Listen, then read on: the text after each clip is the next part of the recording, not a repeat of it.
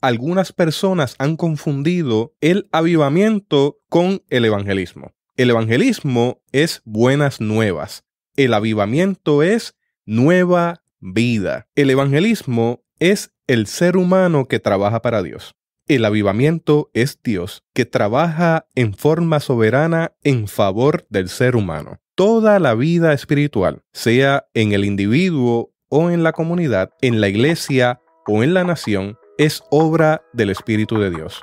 Ningún ser humano puede programar un avivamiento porque solamente Dios es el dador de la vida. ¿Qué es y qué no es el avivamiento? Esa es la pregunta del día de hoy. Teotecnología.com presenta Teobytes. Busque una taza de café, de té o de chocolate y siéntese a la mesa con nosotros porque este tema será de gran bendición a su vida y a la vida de su iglesia. Saludos y bendiciones, les habla Jesús Rodríguez Cortés y les doy la bienvenida a esta edición de Teobytes. Nos acompaña el reverendo Alexander Fontanes para dialogar sobre el avivamiento a través de la historia, incluyendo el ámbito local de nuestra iglesia en Puerto Rico. Alexander es ministro ordenado de la Iglesia Cristiana Discípulos de Cristo en Puerto Rico. Actualmente se desempeña como pastor de la Iglesia Cristiana Discípulos de Cristo en Barrancas, Barranquitas, Puerto Rico. Es profesor de historia en el Seminario Evangélico de Puerto Rico y profesor en la Universidad Interamericana de Puerto Rico. Posee una maestría en divinidad del Seminario Evangélico y se encuentra culminando un doctorado en historia en la Universidad de Puerto Rico, recinto de Río Piedras. Alexander, sobre todas las cosas, ama al Señor y le sirve con pasión en toda encomienda que cae en sus manos. Alexander es historiador. Él es sincero. Es investigador. Una persona que piensa fuera de la caja, aunque eso le obliga a replantear ideas. Es un ejemplo de integridad en todos los ámbitos de la vida y a mí me place presentarles a Alexander y yo le doy la bienvenida a Teobytes. Muchas gracias, Jesús, por esa introducción, esa bienvenida. Saludos a todos y todas las personas que nos sintonizan. Gracias por prestarnos este ratito. Esperamos pasarla súper bien y vamos a estar compartiendo en este espacio uno de los temas más importantes dentro de la historia de la iglesia, especialmente en los últimos 100 años, que es el tema del avivamiento. Alexander y yo hemos unido fuerzas el día de hoy porque él tiene su plataforma que se llama pastorhistoriador.org y yo tengo la plataforma de teotecnología.com que se llama Teobytes. Ambas plataformas hoy hacen un junte histórico para poder documentar lo que ha sido el avivamiento a nivel mundial y a nivel local, también desde una perspectiva latinoamericana, y cómo eso nos sigue acompañando a través de la historia. Alexander, para comenzar, yo quisiera que tú clarificaras la distinción entre lo que es un avivamiento y un despertar religioso dentro de lo que es y lo que no es avivamiento. Muy bien, Jesús. Excelente pregunta. Yo creo que esa pregunta es una de las más importantes porque hay un problema de clarificación conceptual en términos de lo que es el avivamiento y lo que no es. Las personas hablan del avivamiento, ¿verdad?, indiscriminadamente y es importante tener claros los conceptos porque cuando nuestra concepción es clara, nuestra acción entonces también es clara. Alfonso Ropero, que es uno de los académicos que más ha estudiado el tema desde la perspectiva teológica y bíblica, y tal vez es la aportación más importante que tengamos en términos hispanohablantes en torno al tema del avivamiento, la tenemos gracias a Alfonso Ropero.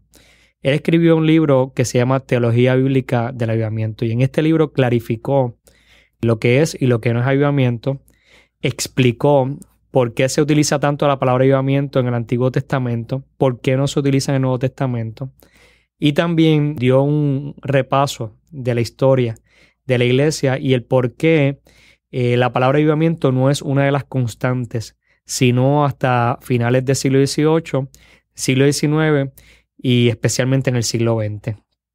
Y Alfonso Ropero hace la distinción entre lo que es avivamiento y lo que es despertar religioso. Él dice, lo primero que ocurre en una persona, en una región, en un grupo, en un lugar, es el despertar religioso. Es esa conciencia de que hay algo más, de que hay alguien más, esa conciencia de unidad, esa conciencia de una vida trascendente. En términos de la fe cristiana, que es la fe que nosotros profesamos y la que nos tiene en este día en esta plataforma, el despertar religioso comienza cuando la persona abre su corazón a Cristo, cuando acepta a Jesús como su Señor y Salvador, cuando comienza a tener una vida de iglesia, comienza a tener una vida donde el texto bíblico es central. Y ese despertar religioso nosotros le hemos llamado el primer amor. Ese primer amor, toda persona que nos está escuchando sabe lo que es el primer amor si ha tenido una experiencia de fe cristiana. Y ese primer amor es cuando tú le entregas tu vida a Cristo en el término de la fe cristiana, cuando tú dices yo voy a vivir para Dios, cuando aceptas que esa gracia te ha alcanzado y vives en esa vida hermosa que Dios te da. Y esos primeros días la gente que nos está escuchando saben que cuando usted le entrega su vida a Cristo, usted se siente como si estuviera volando, ¿verdad? Una plumita, se siente liviano porque todas esas cargas que usted llevaba se fueron y comienza a vivir una vida nueva. Pero nos hemos dado cuenta que ese primer amor, así como ocurre con el individuo, también ocurre con las iglesias y ocurre con las regiones. Tarde que temprano comienza, si se descuida, a apagarse. Y es lo mismo que ocurre, ¿verdad?, en cualquier relación. Y nuestro profesor aquí en el seminario, Juan Beck, hablaba de las 4 relaciones significativas citando a Matthew Fox. Y él hablaba de el Génesis y decía que cuando en el Génesis se dieron la ruptura de relaciones, se rompió la relación con Dios, se rompió la relación con uno mismo, se rompió la relación con el prójimo y se rompió la relación con la creación. Cuando una persona despierta en términos de lo que es su experiencia espiritual, de lo que es esa vida con Dios, se restauran todas esas relaciones. Y ese despertar religioso es el punto inicial. Ocurre con el individuo, ocurre también con las regiones y ocurre cuando hay una experiencia de fe colectiva en unidad que culmina en una comunidad que nosotros le hemos llamado iglesia. Esa experiencia religiosa, cuando comienza a decaer, puede llegar al punto de la muerte. Hay un ciclo vital en la experiencia religiosa que hay que irlo afirmando continuamente. Y esos descuidos se dan en todas las instancias. En el término individual, la persona comienza a distanciar su vida de Dios, comienza a distanciar su vida de sí mismo, de su propósito, de su dirección, comienza a distanciar su vida de la gente alrededor de él o de ella y comienza a distanciar su vida de la creación. Y así mismo ocurre también con las iglesias.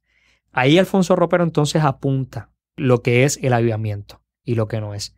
El avivamiento, Alfonso Ropero, y según lo que él explica, es un movimiento de volver a ese primer amor en la iglesia. O sea que el avivamiento es algo que debe ocurrir en la iglesia.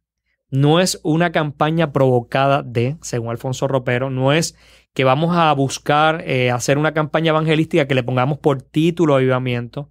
No es que vamos a buscar que la gente de afuera comience a llegar para avivarlos. No. Según lo que Alfonso Ropero explica, la gente que no conoce a Dios, ¿verdad?, que no le ha entregado su vida a Cristo, son personas que necesitan ser despertadas en esa experiencia. Pero la gente que ya vive en la iglesia, que ha descuidado lo que es su vida de fe, necesita ser avivada. Por lo tanto, el avivamiento es algo que ocurre en la iglesia. Cuando una iglesia ora por avivamiento, está reconociendo que está muriendo. Precisamente eso era lo que quería apuntar. Que en ocasiones seguimos hablando de avivamiento, hace falta un avivamiento, hace falta un avivamiento. Entonces, ¿hasta qué punto eso es el reconocimiento de que en algún punto, de alguna forma, estamos muertos? O estamos a punto de morir o en decadencia. Cuando se habla de avivamiento, pues hay un reconocimiento de unos descuidos. Y según Alfonso Ropero, ¿verdad?, la iglesia que ora por avivamiento es una iglesia que reconoce que algo en esa iglesia está muriendo. Hablar de iglesias de avivamiento es hablar de iglesias entonces que reconocen humildemente que necesitan volver otra vez a ese primer amor. Cuando nosotros vemos, ¿verdad?, el caso de la historia que Alfonso Ropero detalla muy bien y bíblicamente, nos damos cuenta que en el Antiguo Testamento se menciona en varias ocasiones la palabra avivamiento. ¿Por qué se menciona? Porque hubo unos descuidos de este pueblo que es un pueblo que según Milton Schwantes debe ser luz a las naciones, de lo que era su visión, de lo que era su vocación original, de ese llamado que se le dio a Abraham de ser bendición a todas las familias de la tierra. Entonces había que nuevamente reforzar ese origen, ese llamado, esa razón de ser. En el Nuevo Testamento la palabra avivamiento es muy escasa, muy pocas veces se menciona. Tal vez uno de los casos más conocidos es el de Pablo a Timoteo, que le dice: aviva el don de Dios que ha sido puesto en ti mediante profecía. ¿Por qué no se menciona tanto la palabra avivamiento en el Nuevo Testamento? Tal vez por la misma razón por la que no se menciona tanto la palabra diezmo. Sin embargo, se le impone la palabra avivamiento a lo que ocurrió en Hechos. Pentecostés. Y Alfonso Ropero dice que no fue un avivamiento el Pentecostés. No es un término liviano. No. Ni elástico. Todo lo contrario. Alfonso Ropero dice que lo que ocurrió en Pentecostés fue un despertar. Un despertar de esas personas que estaban allí reunidas unánimes. Y que ese mismo despertar se registra en Hechos 10 nuevamente y se va registrando en todo lo que es ese Nuevo Testamento. ¿Por qué la iglesia primitiva no hablaba de avivamiento? Porque estaba despertando en la fe. Porque está en una experiencia completa de entrega. Y la entrega era tan grande que el libro de Hechos registra que entregaban todos sus bienes. Por eso que no se habla de diezmo, porque estaban completamente entregados. Así que no hay necesidad de avivar algo que está encendido. No hay necesidad de avivar algo que está vivo. El avivamiento se da para aquello que está muriendo. El avivamiento se da para aquello que está en decadencia. Para explicarlo con tal vez una metáfora sencilla, ¿verdad? Cuando nosotros tenemos un fuego, una fogata que hacemos, esa fogata uno la enciende, ese inicio es el despertar. Comienza a darse el espacio al aire para que sople. Ahí está la madera, están todos los elementos para que ese despertar se dé. Pero esa madera, si no se renueva, si no hay madera nueva continuamente, va a comenzar a caer. Y flujo de aire. Y si no hay flujo de aire, si no hay espacio, no hay balance, va a comenzar a decaer. Cuando queden cenizas, queden brasas, y siempre en las cenizas se pueden encontrar brasas. De esas brasas que prácticamente no tienen nada de vida, algunas de ellas pueden ser hasta tan frágiles que usted las puede tocar y se le rompen en las manos. De esas brasas, si se ponen los elementos adecuados, se puede volver a encender un gran fuego. Y ese es el avivamiento. Y de ahí viene la imagen entonces de los carbones encendidos. Correcto. De cómo un carbón encendido puede encender a otro y provocar entonces un efecto de reavivar. Correcto. Y ahí es que viene, ¿verdad?, ese término de avivamiento. Y entonces cuando nosotros vemos la historia de la iglesia, la palabra avivamiento tampoco es una constante. La palabra avivamiento se le da fuerza vinculante a la historiografía norteamericana.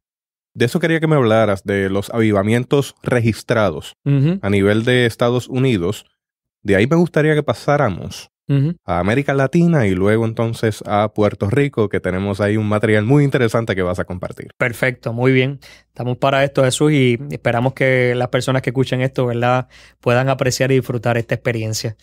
Estados Unidos en su historia ha tomado dos movimientos religiosos como movimientos de portaestandarte para afirmar lo que es su identidad nacional y afirmar, ¿verdad?, esa bendición, por decirlo de alguna forma, de Dios sobre esta nación. Eso tiene sus pros y sus contras y sus debates. Pero el punto es que historiográficamente la palabra avivamiento está bien, pero bien vinculada a lo que es esa identidad y esa historiografía norteamericana. Estados Unidos, en su época colonial, tuvo lo que se conoce como el primer gran avivamiento. Hay personas que le han llamado el primer gran despertar religioso. Eso, ¿verdad?, es objeto de debate. El punto es que en ese espacio colonial, gente que venían influidas por el movimiento wesleyano, por el movimiento metodista que Juan Wesley tenía en Inglaterra, gente como George Whitefield, comenzaron a predicar en las 13 colonias. Prácticamente todas las colonias tuvieron este movimiento religioso. Ahí hubo un espacio de unidad en 13 sistemas coloniales que estaban divididos. y un espacio de unidad religiosa. Entonces, por eso es tan importante, porque Estados Unidos estaba buscando elementos comunes. El correo es un elemento común, la guerra franco-indiana es un elemento común. Pues ese primer gran avivamiento es un elemento común. Y entonces ese elemento común marcó la identidad de esta nación. Y comenzaron entonces a darse movimientos como este en todas esas 13 colonias. George Whitefield era el predicador por excelencia. En el norte tenemos a Jonathan Edwards, que entonces está más cercano a lo que es el espacio académico. Y comienza entonces ese fervor grande que, según un historiador que se llama William McLaughlin, generó el entusiasmo necesario para lo que eventualmente sería la Revolución Norteamericana.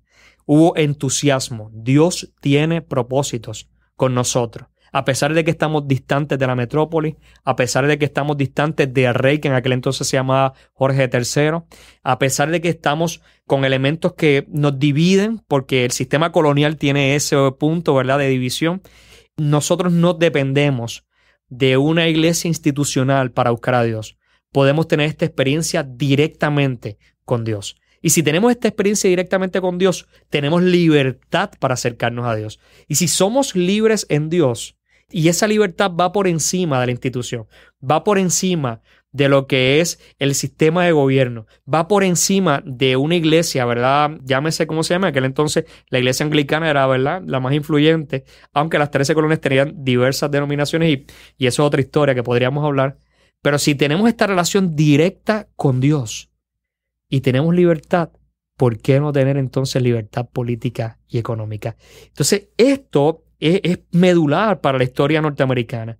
Y lo mismo ocurre con el segundo gran avivamiento. Ya en el segundo gran avivamiento, Estados Unidos es una nación incipiente, ya tenía un sistema constitucional de gobierno, lo que eran ensayos sobre la libertad estaban tomando forma en esta nación incipiente, pero hacía falta algo que le diera coherencia religiosa, legitimidad a lo que eran proyectos como la expansión al oeste. Y ahí entonces que se da este segundo gran despertar religioso que es tan influyente para nosotros aquí en Puerto Rico, ¿verdad?, y en el resto del mundo. La frontera norteamericana, todos, ¿verdad?, quien ha estudiado la historia de Estados Unidos sabe que fue la expansión inicial de este proyecto de colonización que ahora comienza a ser Estados Unidos. Y en esa frontera norteamericana era salvaje, era el salvaje oeste. Hay, ¿verdad?, todo un debate muy legítimo sobre la imposición de este sistema de expansión hacia el oeste y del efecto que tuvo sobre los nativos americanos, sobre otros grupos religiosos distintos a lo que era la fe cristiana. Y dentro de esa expansión hacía falta un acompañamiento. Hubo pastores que dejaron sus parroquias y se fueron detrás de estos primeros norteamericanos expandiendo hacia el oeste. La región donde se dio el segundo gran avivamiento se conoce como la región del Bible Belt, o sea, del cinturón de la Biblia. Y es una región donde se marcó lo que es la identidad norteamericana. Hay un historiador que se llama John B. Bowles que dice que esa experiencia de la frontera norteamericana, esa experiencia salvaje, necesitaba de un acompañamiento religioso. Y había un declinar en la experiencia religiosa. Era salvaje en todo el sentido y en ese proceso de esa búsqueda religiosa se hicieron los camp meetings. Y para nosotros son muy importantes los camp meetings. En 1801 se da uno de estos camp meetings en Cambridge, Kentucky. Y para los discípulos de Cristo, cuando digo nosotros, estoy hablando de los discípulos de Cristo, es importante los camp meetings. Y digo discípulos de Cristo porque tanto Jesús Rodríguez como este servidor somos discípulos de Cristo. Así que si hay algún discípulo que nos escuche, un saludo. Yo quisiera hacer un paréntesis aquí. Tengo amistades que se me han acercado para decirme, bueno, Theo Bites es discípulos de Cristo, porque veo que privilegias tu experiencia de discípulo. Theo Bites es un podcast en evolución y ciertamente estoy echando mano de grandes recursos extraordinarios que tengo al alcance. Eventualmente, hermanos y hermanas, vamos dirigidos a seguir cubriendo teólogos y teólogas de América Latina, de Estados Unidos, y quiero que sepan que pronto estaremos llegando a lugares y a personas que ustedes quieren escuchar.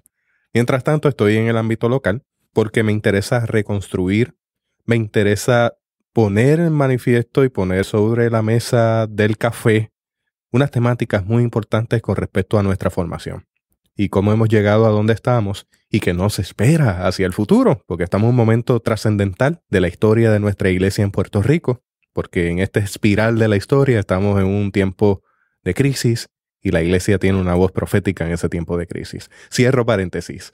Alexander, adelante, como discípulos de Cristo que somos, esa historia pues nos toca. Muy bien, y nos toca porque la frontera norteamericana es donde nace la Iglesia de Discípulos de Cristo. Uno de los que convocó este camp meeting en Kenridge, Kentucky, fue Barton W. Stone, que es uno de los pastores que se le reconoce parte de esa fundación de la Iglesia de Discípulos de Cristo en Estados Unidos y ¿verdad?, de movimiento a nivel mundial. Y en ese campamento en Kenridge se registran que más de 20,000 personas se dieron cita. Reunir 20,000 personas hoy día es difícil. Reunir 20,000 personas en aquel entonces era más difícil. No estaban las facilidades que nosotros tenemos en nuestros templos. Ni la densidad poblacional. Ni la densidad poblacional, correcto.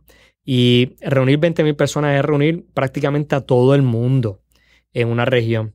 Así que ahí estaba todo el mundo. No todo el mundo iba a buscar la experiencia religiosa. Hay todo un debate, ¿verdad?, de qué ocurría en estos camp meetings. Pero la realidad es que había un mover de esa experiencia con Dios muy fuerte. Y en los camp meetings se dieron experiencias carismáticas similares a las que el movimiento pentecostal en el siglo XX ha tenido. Experiencias como la glosolalia, experiencias como la cuestión del desahogo del llanto, del grito. ¿Podrías definir glosolalia? Glosolalia es el hablar en lenguas. Experiencias como movimientos corporales, experiencias de trance, que son experiencias que cuando uno estudia la religiosidad popular también encontramos en otros movimientos. Aquí en Puerto Rico, ¿verdad?, y en el Caribe, y también ahora en Estados Unidos, la cuestión afrocaribeña y la experiencia religiosa afrocaribeña tiene estos movimientos, ¿verdad?, similares a lo que ocurrió en el camp meetings. Los camp meetings dieron paso entonces a una forma de lo que sería la religiosidad norteamericana.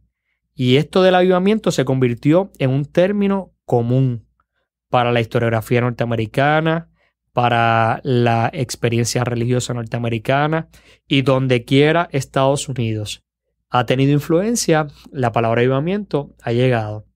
Brian H. Edwards habla de los avivamientos fuera de Estados Unidos. Habla de estos avivamientos cristianos, porque también ahora, hoy día se habla de avivamientos musulmanes, se habla de avivamientos hindúes, o sea que el término avivamiento ahora es más amplio. Pero evidentemente hay una influencia muy grande del uso de la palabra avivamiento y de los lugares donde Estados Unidos ha tenido influencia. Brian H. Edwards habla de Asia, habla de los lugares donde Europa, Canadá, habla de Latinoamérica, y ahí David Stoll también se puede estudiar, ¿verdad?, en este libro que es importantísimo, se llama Latin American Historian Protestant, que lo pueden buscar, ¿verdad?, y verlo. Lalif Espinay y Emilio Williams documentan esto en Sudamérica y en otras regiones, ¿verdad? Se ha estudiado que esa influencia de lo que es Estados Unidos y sus misioneros viene también con la palabra avivamiento. Y así ocurrió en Puerto Rico. Y eso es parte de la expansión territorial. Ahí hay algo del destino manifiesto, del cual se habla a finales del siglo XIX, y me gustaría que abundaras un poco sobre eso, porque eso es importante.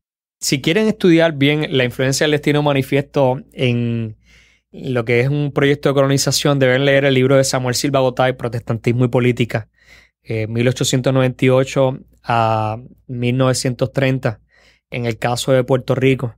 Y ahí Samuel Silva Gotay tiene toda una sección donde explica muy bien la influencia de Josiah Strong, de esta mentalidad que se da a finales del siglo XIX, luego de la guerra civil, luego de 1865, en ese espacio de la reconstrucción que se da en Estados Unidos, hay una búsqueda entonces de ¿para qué estamos aquí? Y ese destino manifiesto tiene influencia en lo que William McLaughlin le llama el tercer avivamiento, que se da en la región central norte, en Estados Unidos, donde está ahí Charles Finney, donde está ahí Moody. Y este avivamiento tenía unas connotaciones más sociales. Y fíjense que es un movimiento similar a lo que está ocurriendo en Inglaterra con William Booth, que lo conocemos por el Ejército de Salvación. Cuando uno ve lo que está ocurriendo en el siglo XIX, el proyecto capitalista, que es el proyecto, ¿verdad?, que en Estados Unidos ha acompañado económicamente lo que es este sistema constitucional y, como dijimos ahorita, de ensayo de libertad en elementos prácticos. Ese capitalismo que se está dando en el siglo XIX es un capitalismo salvaje. Es un capitalismo de explotación donde las personas tenían jornadas laborales de más de 10 horas, donde se explotaban a los niños. Un ejemplo sencillo es en Chicago. Cuando los niños están en las calles, se contrataban, se buscaban de estos niños, se les daba una paga de miseria para que ellos se metieran prácticamente con ropa interior a las chimeneas y las limpiaran con su propio cuerpo, exponiendo las enfermedades. Y por eso, en esos avivamientos que se están dando a mediados del siglo XIX, era tan importante la labor social. De hecho, en las compañías, las fábricas que están creciendo porque la gente emigra del campo a la ciudad en el siglo XIX, porque se llenan estas factorías de gente que está buscando mejorar su calidad de vida.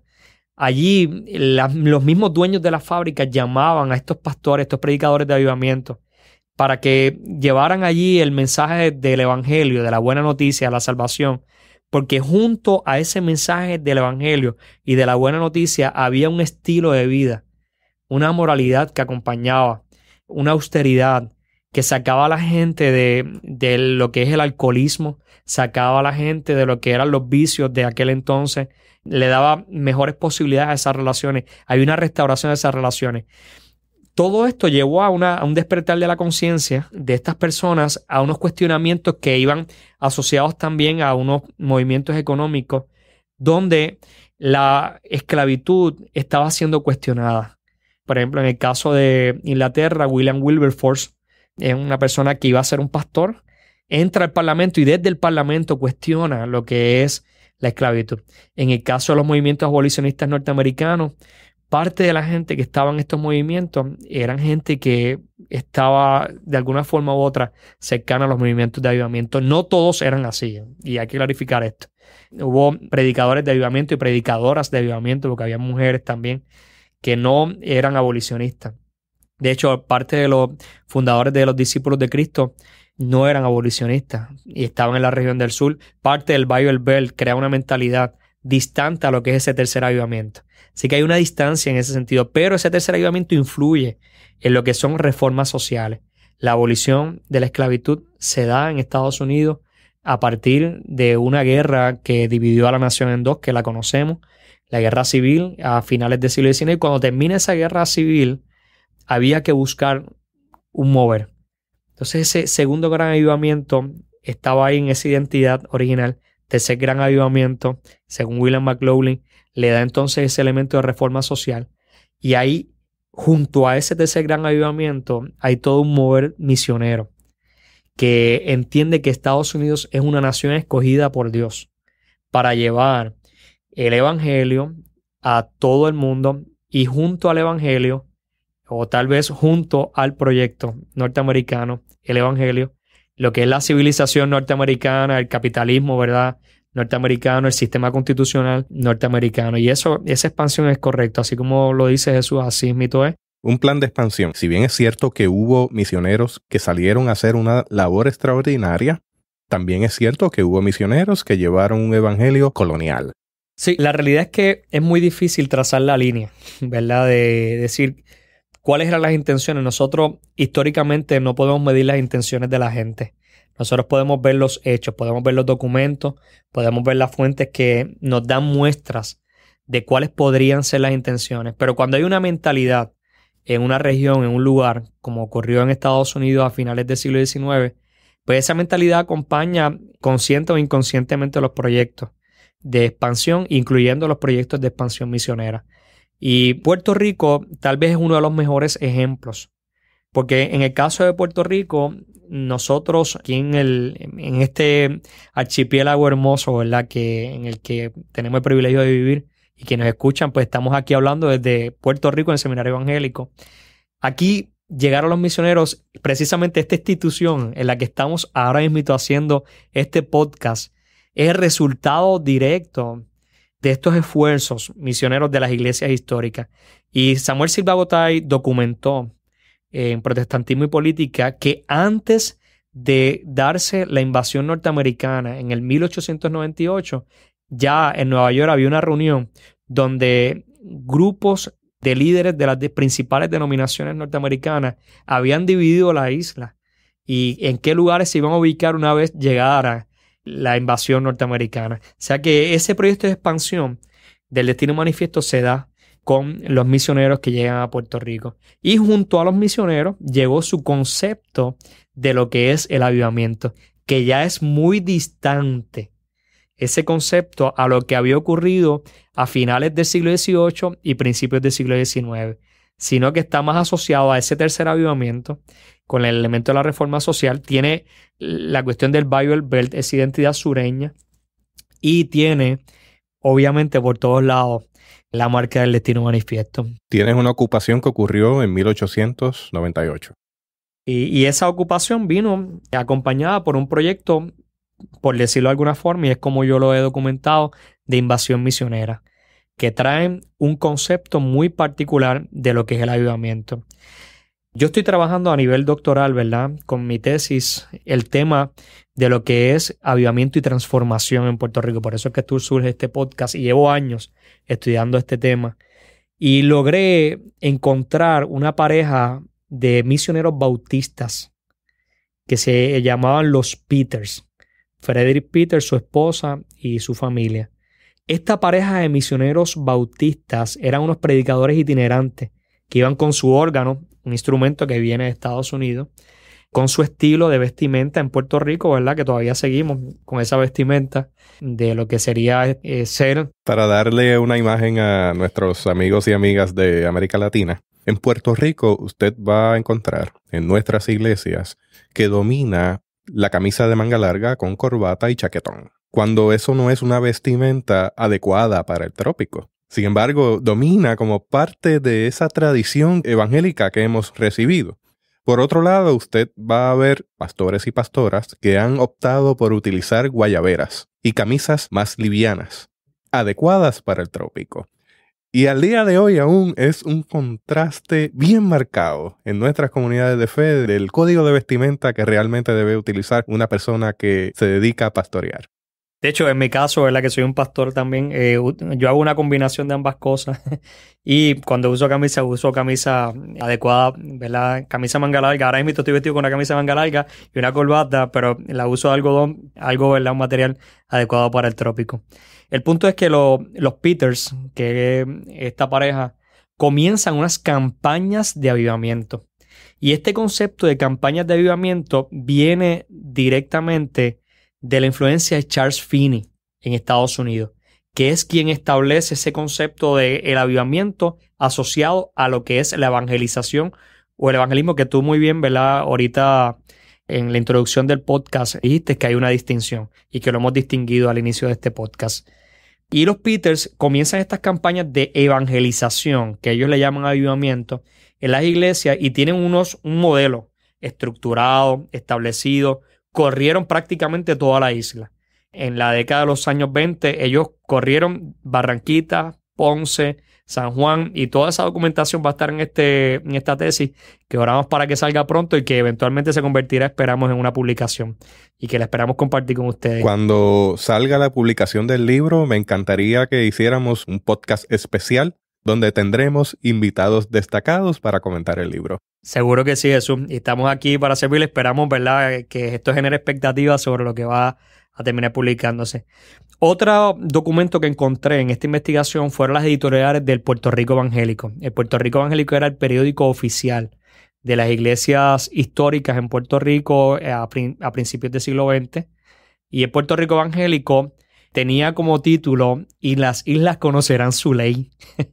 Y hablaba de pro Cristo y ese pro Cristo lo escribía con CH, CHRISTO, pro Christ O. O sea que es todo un anglicismo. Un anglicismo y toda esta influencia norteamericana muy fuerte, los primeros editores de Puerto Rico Evangélico eran misioneros norteamericanos. Eventualmente se fue abriendo espacio para los puertorriqueños. Hay una historiadora que debo reconocer que es Janine Colson, que dice y plantea muy bien que el liderato puertorriqueño dentro de esas primeras etapas de la misión está subestimado y hay influencia de pastores puertorriqueños desde el principio. No por eso significa que no hubo un proyecto de americanización. Así que sí, había un elemento de americanización, pero ese elemento de americanización tenía pastores puertorriqueños según Janine Colson. Y cuando vemos esas editoriales de Puerto Rico Evangélico, usted puede notar, y en muchos de los escritos, que la palabra avivamiento se repite continuamente, especialmente a finales de los años 20 y principios de los años 30. Pero después de 1935, parece como si le hubiesen hecho algo a esa palabra avivamiento, como si hubiese sido una palabra mala, y se silencia esa palabra hasta mediados de los años 60. No se encuentra, por lo menos en lo que yo he investigado hasta ahora, que es según el índice que el Seminario Evangélico provee y según lo que pude investigar, ¿verdad?, en estos años, no se encuentra la palabra avivamiento. Puedo inferir que eso se debe a un evento muy resonado en nuestra conciencia colectiva, que es el famoso avivamiento del 33. Correcto. ¿Qué pasó? ¿Qué ocurrió? De hecho, ese silencio es sumamente elocuente. Porque si hasta ese momento el Puerto Rico Evangélico hablaba de la necesidad del avivamiento, decía lo que este país, lo que Puerto Rico necesita es un avivamiento es más importante que cualquier otra reforma política, continuamente esa palabra avivamiento, de momento en el 31-32, por la misma crisis que venía dándose, ¿verdad? Debemos reseñar que hubo un huracán. Hubo 2 huracanes en ese periodo de tiempo. Estuvo San Felipe y estuvo San Ciriaco. En el caso de San Felipe, habían vientos sostenidos de sobre 200 millas por hora. Que de hecho no se pudo seguir midiendo porque se rompió el instrumento de medir. Correcto. Y los templos de los misioneros, que los misioneros habían comenzado, muchos de ellos eran en madera. En el caso de la Iglesia de Discípulos de Cristo, muchos de esos templos se rompieron y al igual otras denominaciones de las que estaban comenzando en esas décadas. La crisis de la Gran Depresión económica golpeó a este país fuertemente porque el proyecto norteamericano vino financiado por accionistas que invertían en las centrales azucareras que se establecieron en este país. Y estas centrales azucareras, al no tener los fondos en las acciones, comenzaron a colapsar. Y otros movimientos, ¿verdad?, económicos que están documentados y registrados. El punto es que en el aspecto religioso del proyecto misionero norteamericano, era tal la crisis que las denominaciones tuvieron que comenzar a sacar los misioneros del país. En el caso de los discípulos de Cristo solamente quedaron 2. Para sobrevivir se habló de algo que se venía afirmando durante las primeras décadas de misión, de unir todas estas iglesias en una sola iglesia evangélica. Y en el 1932 los discípulos de Cristo estaban en esas reuniones. Allí estaba Mr. Morton, que es uno de los misioneros que quedó. Pero algo ocurrió. Algo pasó en ese espacio de tiempo que el Puerto Rico Evangélico silencia la palabra avivamiento y que dentro de ese proyecto de unidad de la Iglesia Evangélica, que hoy día hay una denominación que se conoce como la Iglesia Evangélica Unida, los discípulos de Cristo no entraron y las demás iglesias históricas, prácticamente ninguna, solamente 2, se unieron a la Iglesia Evangélica Unida. ¿Qué ocurrió? Pues eso es lo que se le ha denominado como el avivamiento del 33. El avivamiento del 33 comenzó con Leonardo Castro, un laico de la Iglesia Cristiana Discípulos de Cristo en la calle Comerío, que es la iglesia que fundaron los misioneros, la segunda iglesia en esa carretera que va desde Bayamón hasta Comerío. La primera iglesia de Discípulos de Cristo es la central y la segunda iglesia en esa carretera, ¿verdad?, importante, ahí cerquita de la central, era la iglesia de calle Comerío. Ya estaba fundada en el campo la iglesia de Dajaos. Ya habían proyectos en Anones, habían proyectos en Maná, en otras regiones. Pero esta iglesia de calle Comerío era la iglesia que estaba en el tránsito, en esa ruta del campo a la ciudad.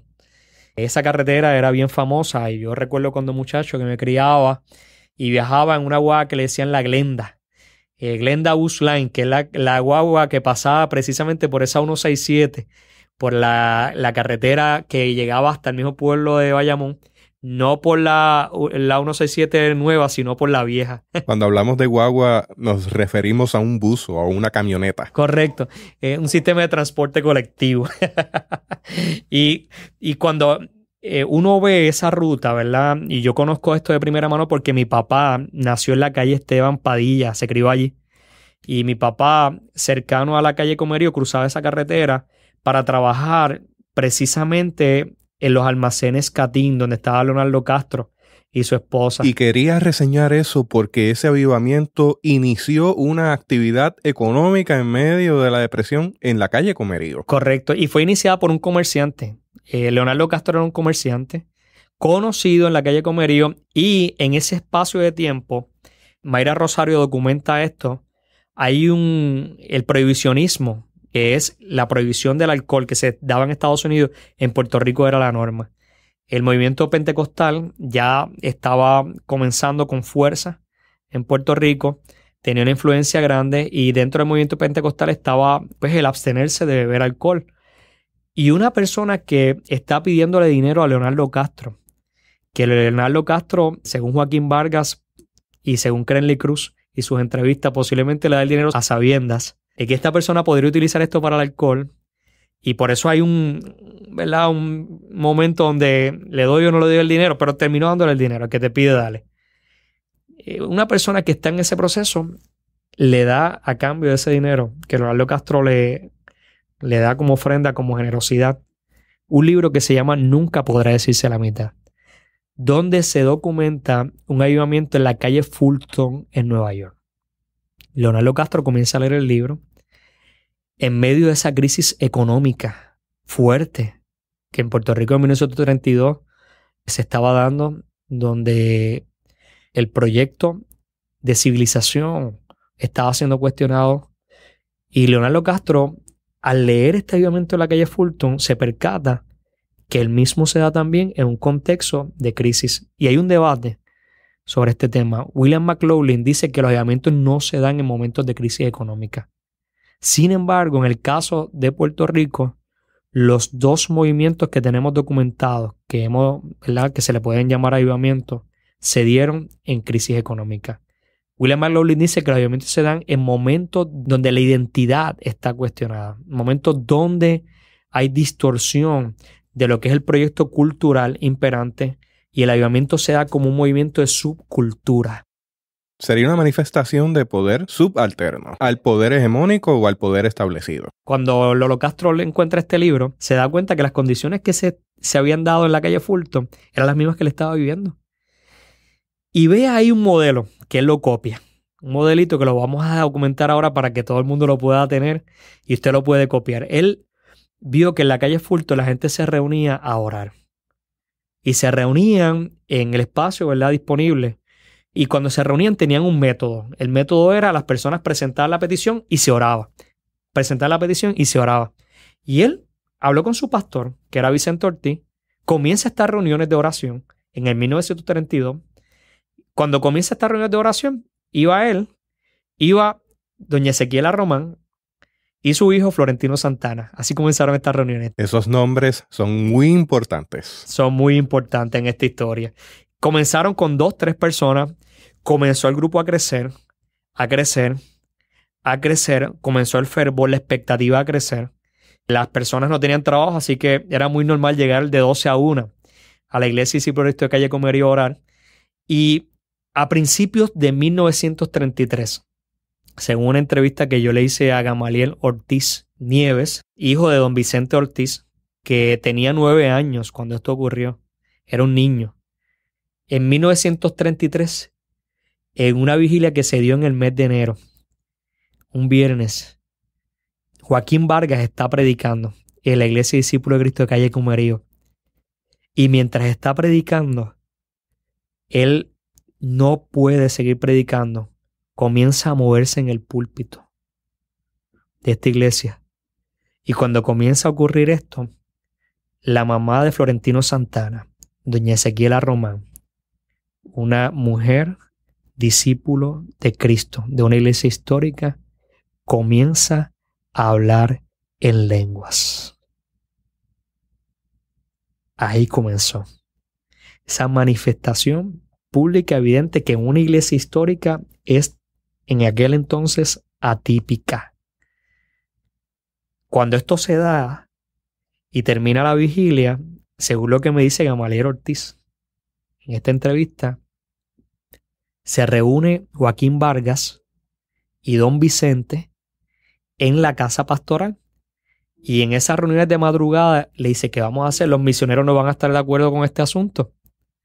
Y cuando comienzan ellos a hablar, Vicente Ortiz le dice, pero esto es de Dios y vamos a seguir adelante. Y Joaquín dice, bueno, ¿y qué vas a hacer? Y Vicente le dice, y todo esto Gamaliel, un niño, lo escuchó. Pues mañana me voy a levantar temprano y voy a ir donde el pastor de la iglesia pentecostal para que él me asesore. Así que el avivamiento automáticamente, esa experiencia de hablar en lengua, que es la experiencia que se da como inicio para el avivamiento del 33, por eso es del 33, da paso a un movimiento de unidad con la iglesia pentecostal. Y los misioneros no estuvieron de acuerdo con esto.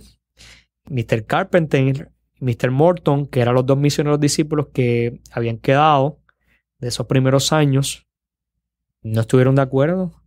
Se da la convención en el 33 en Ciales, y allí todo este fervor de la calle Comerío llega hasta allá. Las demás iglesias discípulos también tienen este fervor religioso. Comienza a salir ese fervor a otras iglesias. Florentino Santana escribe un librito bien pequeño que es bien importante y bien valioso. Se llama Últimas Experiencias Espirituales de los Discípulos de Cristo, siendo seminarista. Y cuando escribe ese librito, él toma un montón de textos bíblicos para poder afirmar bíblicamente lo que era la experiencia del avivamiento del 33. Los misioneros siguen en conflicto, especialmente porque los elementos litúrgicos, elementos de orden que acompañaron esos primeros años de misión estaban siendo cuestionados. A pesar de que la misión estaba en crisis, ellos preferían tener una misión en crisis a no transar con esta nueva forma, ¿verdad?, de experiencia religiosa. Fue tal el conflicto que Joaquín Vargas y Cressley Cruz afirma esto, documentan que los pastores discípulos de Cristo que continuaran con este asunto del avivamiento, los misioneros los obligaron a firmar una carta donde si no dejaban la práctica del avivamiento, que los misioneros le llamaban eso, y esa carta la llevaron a un campamento que se hizo en Dajaos, en el barrio Dajaos, que es un barrio de Bayamón, un barrio rural, donde está la primera iglesia de discípulos de Cristo rural, y estamos tratando de documentar si es la primera iglesia evangélica rural en Puerto Rico. Porque hay un debate si hay una iglesia en Fajardo también en área rural, pero estamos buscando esta información. En ese lugar que se ha llamado McLean Conference Ground, que Mr. Morton hizo una inversión de vida prácticamente, y en su libro Somewhere a Voice is Calling, él habla de este lugar y de lo que él y su esposa hicieron para poderlo conseguir. Reúnen a estos pastores para educarlos, pero en esa educación lo que hicieron fue que los llevaron una carta y le dijeron, bueno, si no dejan las prácticas del avivamiento, los vamos a dejar sin el sostén que la misión les daba para estas Navidades. Y de los pastores que estaban allí, según Joaquín Vargas, 8 de ellos decidieron no firmar y pasaron unas Navidades sumamente tristes. Interesante, porque el inicio de lo que son los campamentos de la denominación está en ese nivel de educación en vía a controlar el avivamiento, ¿no? Bueno, no necesariamente para el avivamiento, pero sí, el avivamiento fue un detonante para que ese campamento de McLean se diera, y Morton dice que es así. Morton dice, este movimiento religioso lo que necesita entonces es un espacio donde podamos sentarnos sosegadamente a hablar, entre comillas, a dialogar, entre comillas, a tener un proceso educativo, entre comillas, pero en realidad era seguir reafirmando el proyecto civilizador, ¿verdad?, que traía la misión norteamericana. Y cuando hablamos de proyecto civilizador, principalmente en 2 vertientes. La primera en los aspectos litúrgicos. Justo González muy bien dijo en una de las conferencias que yo le escuché en el cuerpo ministerial de los discípulos de Cristo, que la liturgia, el culto, es el principal lugar de educación teológica de la iglesia. Y hubo una revolución en liturgia. Correcto.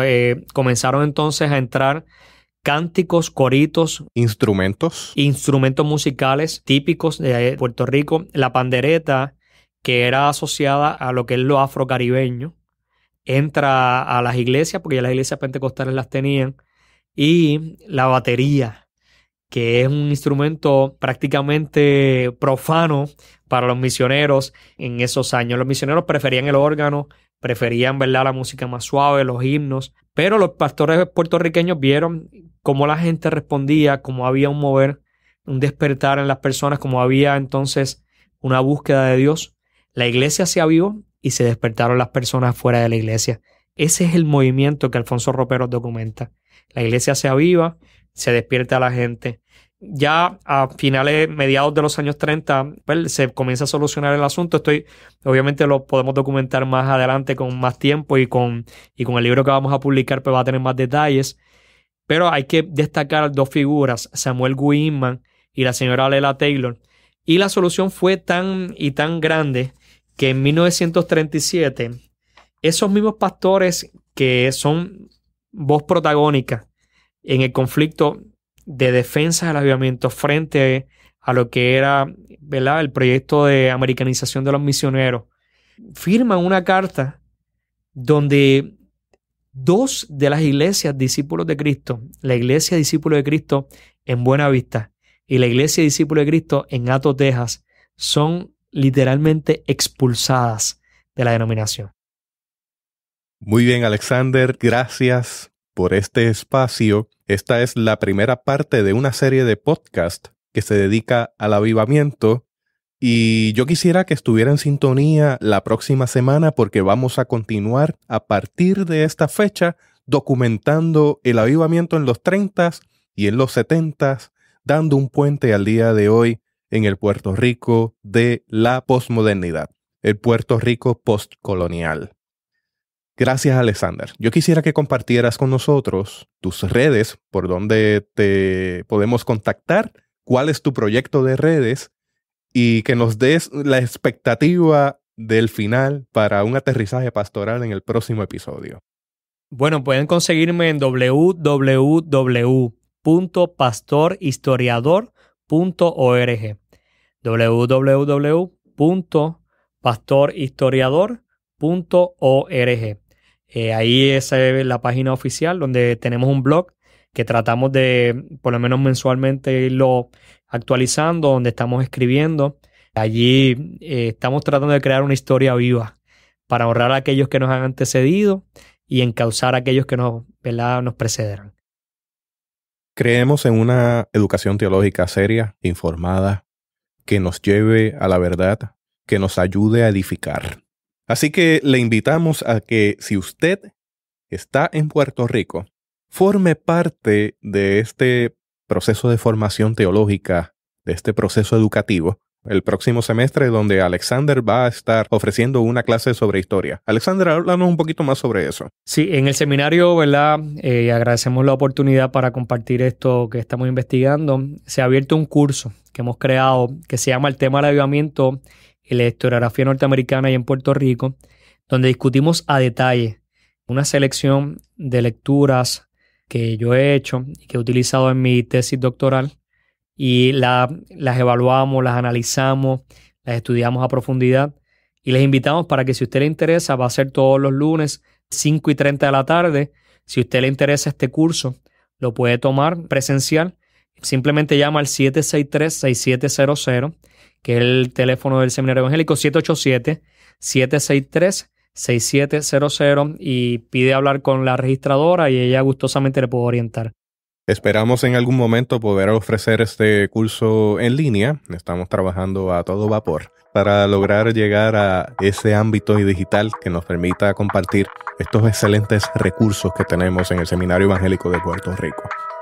Hasta aquí esta edición de Theobites. Gracias por darnos el privilegio de llegar hasta ustedes a través de las redes informáticas.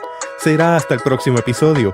Que la paz y la gracia de nuestro Señor Jesucristo sea con ustedes.